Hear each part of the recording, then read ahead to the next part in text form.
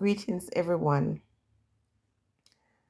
This is a prime example of why I, as an African woman, would never go forward to lead any Black person out of any physical situation. And even when I come in defense of my people, particularly Jamaican people, I do so not because of who they are, but just because I believe in fairness and equity and social justice. So when I speak on a topic, I'm not doing it because of the individuals who may catch my attention. I'm doing it because it is the right thing to do. As a person who holds a degree in history, I'm going to say that all that I've learned about our history came from the mouth, the research and the studies of Caucasians. Okay.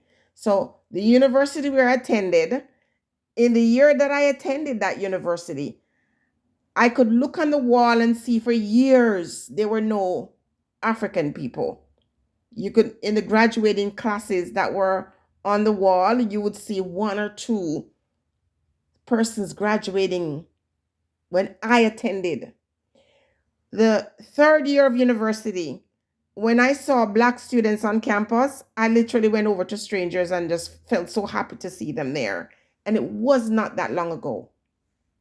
It's different now. But at the time, in order to be on that campus, you would have to be the best of the best, okay, to gain acceptance in that establishment. And while I was there, I learned so much. I learned so much about politics, so much about religion, so much about Jamaica, so certain things about tourism, for example, that as a Jamaican shocked me because I thought tourism was a great thing. It took white researchers, white professors to really name the things that were wrong. So we had this book called The Emergence of the West, Emergence of the West. We had different research to show how, the Caribbean areas were exploited and the, abuse of indigenous people. All of these persons that tell the story that would talk about inequality and things like that were white folks.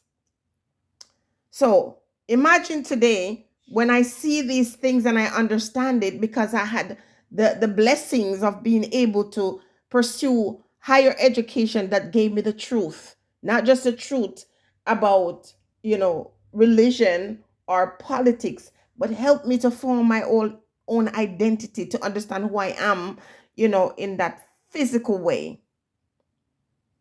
And after I got so excited in learning all these things, I thought I could come and teach my people who didn't have the luxury of going to further studies, only to find out that some of the biggest traitors, some of the worst things that could happen to our people happened at the hand of our people.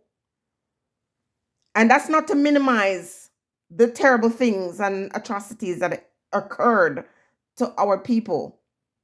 But in 2024, I can boldly say that our people are my worst enemy to this day. I'm talking about Chucky and Simon's relationship.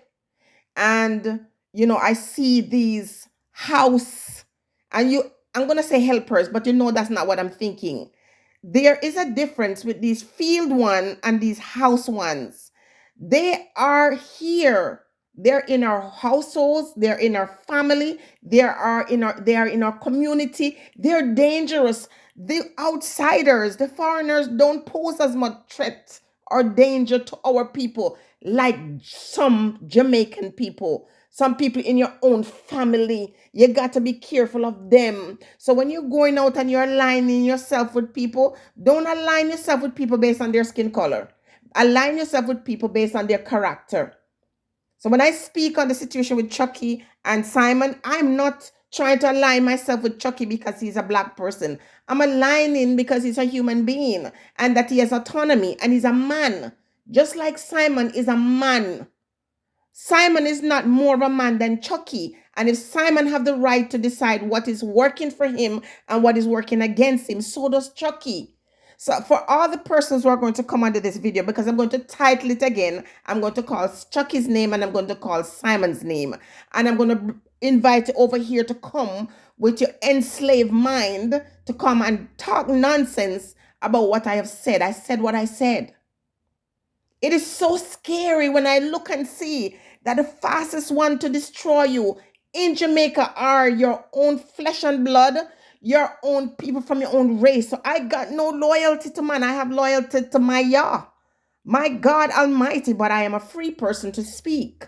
And when I see things happening that is not correct, I'm going to speak, whether it offends somebody or not. Simon is not God. Simon is a man. Simon see an opportunity. He went to Jamaica. He befriended the locals. They have a good relationship or seem to have a good relationship and they're working together. And if the man says, I don't want to work with you, I don't need to know the details. He has a right. He's a man with a phallic symbol. A lot of you men in Jamaica or anywhere in the world, a lot of you African men, you have no phallic symbol. It's a fallacy. Your manhood is something a lot of you are so effeminate. Because of all the things that happened in your past, you've lost your masculinity. So as a woman, I have more testosterone more than some of you people. Some of you men who call yourself men. You cannot come here and disrespect me. I'm saying Chucky and Moko and any of these ones who are sharing their life with others should be compensated.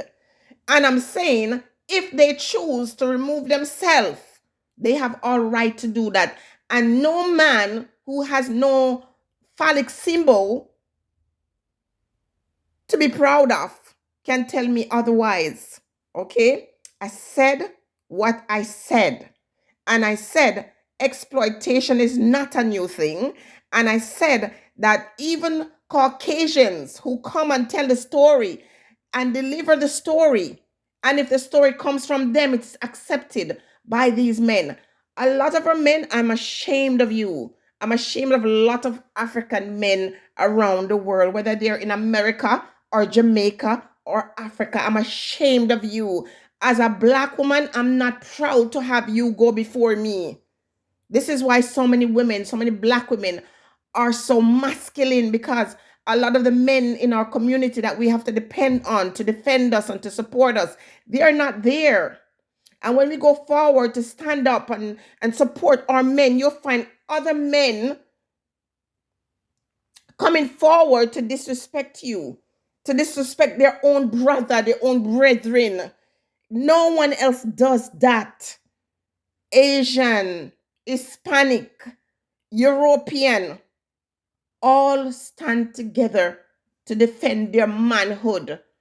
Only African, only black man, and don't let me talk about Jamaican. You are a disgrace. You are a disgrace. You don't like to see your own people do well. You will team up against someone who you perceive, even when you think the person is their enemy, you'll team up against them just because you don't want to see your own people do well.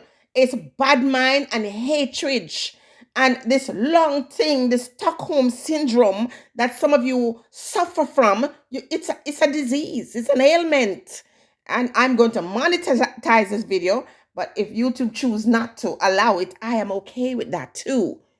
Some of you men are a disgrace.